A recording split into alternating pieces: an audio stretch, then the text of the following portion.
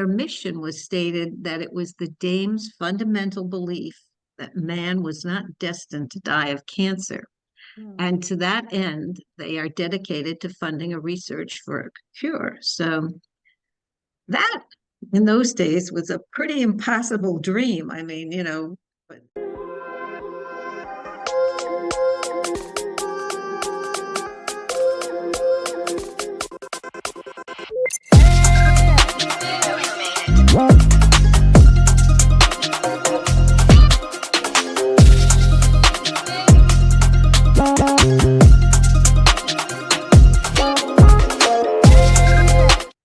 Hello, Empower Nation. Welcome to Empower Her Money Podcast, where we talk all things money and business. I'm your host, Angela Duncan. Today's episode is sponsored by Drive Planning, where we bring private investment opportunities from the wealthy to you, creating tax burdens for our clients. Keep more, make more, live. Visit morewithangela.com today. On today's episode, I get to interview Carol Nugent, and she is the director with Royal Dames, which is a nonprofit organization for cancer research. You're going to listen to her incredible story and the success stories that she has seen through the Royal Dames organization. So, Carol, thank you so much for joining me on Empower Her Money podcast. I would love for you to kind of start off with your story and how you got to doing what you're doing today. Well, I moved from New York, where I worked as a writer, producer, and marketer in print, radio, television, advertising. And I moved to Fort Lauderdale in 1984. And I commuted from New York, my New York office, to my Florida office for many years. And in New York, I worked on national campaigns, and in Florida, I worked on the local McDonald's commercials. And I started to look around, and coming from New York, there were not a lot of arts and culture here, and it upset me. So I started to raise funds for building the Broward Performing Arts Center. And at that time, it's hard to imagine, but it was just a hill of dirt. So we've come a long way with that one. And then I joined the Fort Lauderdale Film Festival, and I was made chairman of the board for 2 years. And then my philanthropic bent sort of changed. I thought, I looked around and I saw so many people dying of cancer. And I thought, geez, something needs to be done about this. So 2 ladies proposed me as a member for the Royal Dames of Cancer Research. And that was in 1998. And I've been with the organization ever since. I was president from 2013 to 2016, and then again in 2018 until now. So what I really like about the Royal Dames is, when you give to a big charity, you never see where your money goes. But here you do. I mean, at any time, myself or any member can say, I want to go out to the laboratories and see what's going on. And they're more than happy to have us out there. And I like that idea. So. Yeah, that's awesome. So can you talk a little bit more about the Royal Dames and what the Royal Dames does for our community and what their mission is? Well, we were founded in 1969, which sort of makes us one of the oldest charities. And our founder was a lady named Teresa Castro. And probably most of your listeners and viewers would not remember, but they invented the Castro convertible, which was a pull-out sofa. Well, she was approached by this Dr. Joel Warren, who was a researcher, and he needed $250,000. And in today's money, that's over $2.1 million. But she said, problem. So she did. She went to her friends and she raised the money. And was the start of the Royal Dames of Cancer Research. So our funds have always gone to Rumbaugh Goodwin Institute. And now that facility is part of Nova Southeastern University. And it's under the leadership of Dr. Apu Rathanafalu, who is, as I said, a most approachable man. He loves to talk about his research, so he's always happy to talk to us about it. And this was 55 years ago.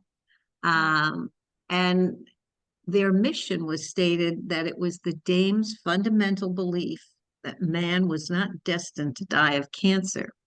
And to that end, they are dedicated to funding a research for a cure. So that in those days was a pretty impossible dream. I mean, but today we have taken aim at many kinds of cancer, and it's certainly in the crosshairs of a cure. So it's a very exciting time. But none of this would be possible without research. And many of your friends, family, or even maybe you have, are here because of research. So people don't realize how important research is, but it keeps many people alive. And, you know, many times people become discouraged. They say, oh, it's years and years and years. Well, yeah, it is. It takes a long time. It's trial and error. And then there is what I call that one eureka moment when a researcher is staring down his test tubes and he goes, oh my God, I may have found something that's going to cure the type of cancer that I've been looking for. And I mean, we need to be grateful for researchers. They don't give up, and even though it takes many years. And many times people say to me, I like to give to what I call warm and fuzzy charities. They give teddy bears to children, they give wigs to women, they take children on special trips. And I think, that's really nice, and it is very special. And we need those kinds of charities. But as I say to them, those adults and those children wouldn't be around if it hadn't been for research. So um, we need research. So and RGI, the institute that we support, has had some really good success stories. For instance, there is something called, I hope I can pronounce this correctly, chemotherapy induced peripheral neuropathy. Now, this can be a deadly side effect of cancer treatment. You know how people say, oh, sometimes the cure is worse than the cancer? Well, here's an example of that. So that if a doctor is administering to you, let's say patient A, cancer therapy, chemo, of course, and then patient B, chemotherapy, how does he know? How does he know if you're going to develop CIPN and possibly die from it? He didn't. But now these biomarkers will tell us maybe you shouldn't give patient A that kind of chemotherapy, but patient B will be fine. And so that, of course, is one of our life-saving developments that was done at RGI. And well, we live in South Florida, Angela, and I mean, a lot of people have melanoma because it's, with all our sunshine. And it's a very deadly form of skin cancer. People sometimes think, well, skin cancer, that's not so bad, but this is a very deadly form of it. Um, and it's hard to treat, but the researchers at RGI discovered certain molecules that can zero in and treat only the cancer cells. And this is pretty good because chemotherapy is sort of like I say, an atom bomb. It explodes in your body and it just destroys good and the bad. But if you can target just your bad cells, well, that's a real major accomplishment. And this seems to do that for melanoma. But I think, Angela, our most exciting thing ever, we just couldn't imagine this, is that an experimenter was conducting an experiment. Now, usually the cancers we have supported were breast, prostate, and colorectal. And all of a sudden, he's doing this experiment, and the drug keeps going to the brain. And he thinks, oh my gosh, maybe I've made this terrible mistake, So he goes back and redesigns and repeats the experiment. And sure enough, goes to the brain. So, and then for him, it was that true eureka moment. He realized that he may have discovered a molecule that could cross the blood-brain barrier, which most medicines cannot. And, that he might be looking at the cure for neuroblastoma or glioblastoma, and they're very deadly forms of cancer. What is more exciting is that a big marketing company thought this was pretty terrific too, and they're looking at it now to take it to clinical trials.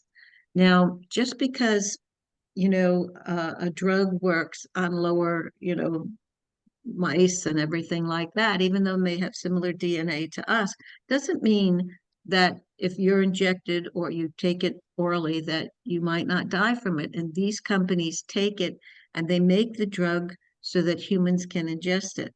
So it's a huge jump to go from a test tube to a clinical trial. And I sort of compare it to a lady trying to climb Mount Everest in high heels. It's, it's hard to do. So, and we're truly proud of that because they named the molecule RD1 for Royal Dames 1, and I don't think there are many charities that have a drug named after them. So, and we just we just can't believe it. We just say, "Wow, this is so fabulous." But then, um, So but that's all of this awesome. sometimes does not happen without collaborations, and we've collaborated with some very high-profile institutions like the Sylvester Care and the Miami Cancer Institute, Cleveland Clinic, and the Mayo Clinic. So Awesome. I hope that So answers your question. yes, it does, Carol. So what do you see as the future for the Royal Dames? Well, we've experienced significant growth in the last few years. In fact, our membership has increased 25% since 2020, and we now have 200 members. And this is the most exciting. Our organization has doubled its gross income from $500,000 to $1 million. So, and I continue to see us growing and expanding our reach. I truly believe the Royal Dames could even be a national charity, and people go, really now? But why not? When you think about it, it is a tall order, but look at Susan G. Komen. They started out as a small local charity with a check for $200 back in 1980.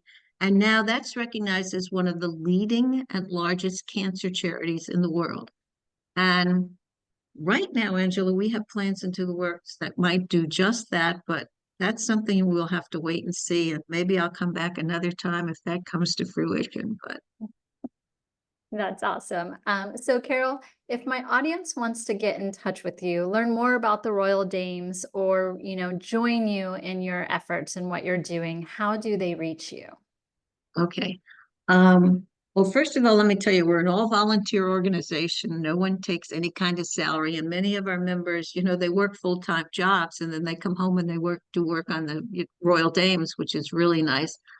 Our main source of revenue is from, of course, donors, sponsors, and events. We have a spring luncheon coming up on April 3rd at the Coral Ridge Yacht Club, if anyone would like to join us. We have a Kentucky Derby party. We have a fall luncheon. We have our fabulous Black Tie Tiara Ball, which is held on November 23rd, and it's always billed as a social event of the season.